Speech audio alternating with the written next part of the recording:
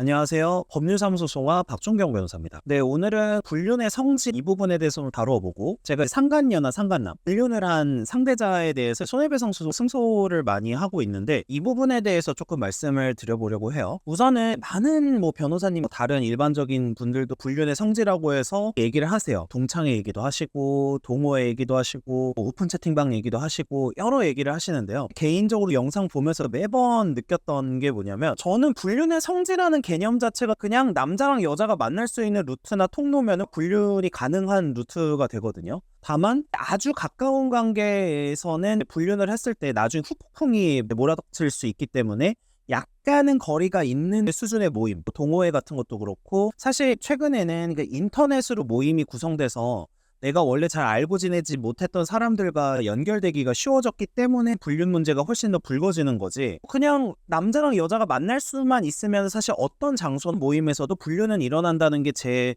실무 경험이었어요. 그 부분에 대해서 조금 먼저 말씀을 드리고 싶었고, 그러면 결국에는 뭐냐, 그러니까 바람을 핀다, 아무리 모임이 어떤 거를 조심해라, 뭘 단속해라 해도 불륜이라는 개념 자체가 어떤 남자 여자 간의 접점만 있으면 어느 곳에서나 발생을 할 수 있다는 거고, 사실 동호회나 이런 부분들은 제가 느꼈던 공통점은, 내가 처음에 가서 어떤 사람들과 교제를 했을 때 주변에 아주 친한 지인들이나 내 사회적 평판이 떨어지지 않을 것 같은 그런 곳에서 바람을 핀다, 이해는 하는데, 그냥 일반적으로 무조건 어디 가면 불륜의 성지고 어디는 불륜의 성지가 아니고, 이런 부분은 저는 실무하면서 그렇게 와닿지는 않았던 것 같아요. 그래서 불륜의 성지라는 개념보다는 남자와 여자 간에 약간의 거리가 있는 사람들끼리 모임이 생길 수 있는 곳이라고 하면은 불륜은 언제든지 발생할 수 있다라는 거를 먼저 말씀을 드리고요. 그리고 그럴 만한 집단이나 단체 모임에서는 불륜의 가능성은 언제든지 있다, 이렇게 말씀을 드리고 싶더라고요. 우선은 불륜의 성지든 어디든 불륜이 낮다고 가정을 할게요. 그게 회사 동료일 수도 있고, 거래처 사람일 수도 있고, 동호회에서 만난 사람일 수도 있고, 동창회에서 만날 사람일 수도 있어요. 보통은 비슷한 나이대 모임을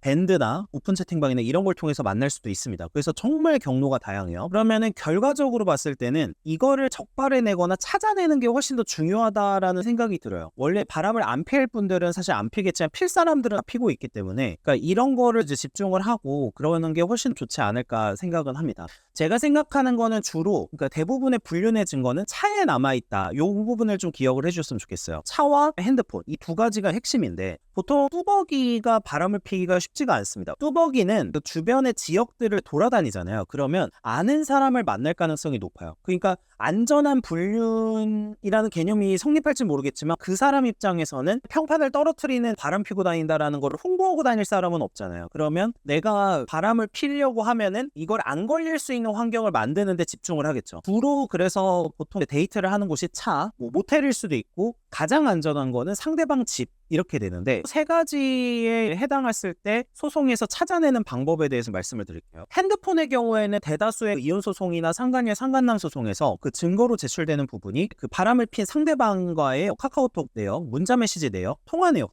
문제는 뭐냐면, 내 남편이나 내 아내의 핸드폰이나 이런 거를 무단으로 열어서 보게 되면은 형사처벌 가능성이 있다라는 겁니다. 그래서 이것 때문에 문제가 되는데, 대략적으로 우리가 그 상간녀 상간남 소송에서 통화 내역 조회를 할 수가 있어요. 근데 통화 녹음까지는 사실 확인할 수가 없거든요. 결국에는 누구와 누구가 통화를 이렇게 했다, 그리고 통화 내역을 볼 수 있는 거예요. 그래서 특정 어떤 사람하고 통화 내역이 너무 많다, 그러니까 이 부분 정도만 입증을 할 수가 있고, 결국에는 실제 자료는 대부분 카드 사용, 예를 들면 모텔에 갔다라고 하면 카드 사용 내역을 떼볼 수가 있고, 이 부분을 확인을 해서 체크를 할 수밖에 없다라는 거고, 모텔에 가는 것도 여러 케이스가 있겠죠. 회사 때문에 갔을 수도 있고, 여러 케이스가 있기 때문에 이것도 확신하기가 어려워요. 그래서 제가 보통 아까 말씀드릴 때, 만약에 모텔에 간 게 아니고 만약에 상대방 집이나 이런 걸 왔다 갔다 했다라고 하면은 말씀드릴 부분이, 공동연관이나 공동주차장, 아파트나 오피스텔 같은 경우에는 그런 부분이 있죠. 그러면 제가 실제 소송에서 경험해서 주장해서 승소했던 케이스에서 어떻게 했었냐면, 그 주차장이 요즘에는 최근에 아시겠지만 자동으로 관리되는 시스템입니다. 그러니까 주차장에 딱 들어가면 그 들어간 주차장이 자동으로 번호판을 인식해서 주차료가 정산이 되고 매겨지잖아요. 그 자동차의 출입 내역을 해당 주차 관리 업체나 관리 관리사무소 같은 거에 조회를 할 수가 있습니다. 그래서 이 부분을 조회를 했을 때 그 자료가 상대 쪽에서 왔었고, 물론 이 부분도 개인정보라고 해서 거부되는 케이스도 있겠지만 어쨌든 이렇게 조회를 했더니 해당 집에 왔다 갔다 하는 케이스가 너무 많았던 거죠. 만약에 1층에 주상복합이어서 음식점을 간 것도 아니라고 가정을 하면 출입 관련으로 조회를 해서 이 부분으로 불륜을 입증하는 케이스도 있습니다. 결과적으로는 이 차량을 이용한다는 부분, 은밀하게 내밀하게 보통 바람을 피시려고 하는 분들은 당연히 차량이 없이는 현실적으로 어려운 부분이 있어요. 보통 불륜하시는 분들은 차량을 가지고 등산을 가거나 조금 교외로 나간다거나 여러 가지 지역으로 가시게 돼요. 저수지도 가시고 호텔이나 펜션도 가시고 여러 가지 가시는데, 카드 사용 내역이면은 조회를 하면 바로 나오지만 꼼꼼하신 분들은 그 카드도 안 쓰고 현금으로 납부하시거든요. 그러면 이것도 안 나와요. 그래서 결과적으로는 차량의 이동 경로랑 차량이 어딘가 들어갔을 거라는 거를 자동으로 인식하는 이런 부분은 그 차량의 소유자가 어떻게 통제할 수 없는 부분이잖아요. 그래서 요걸 가지고 이제 조회를 해서 입증을 했었던 케이스가 있습니다. 그리고 이 부분 때문에 그 소송의 결과가 좌지우지됐던 케이스가 있었고요. 그래서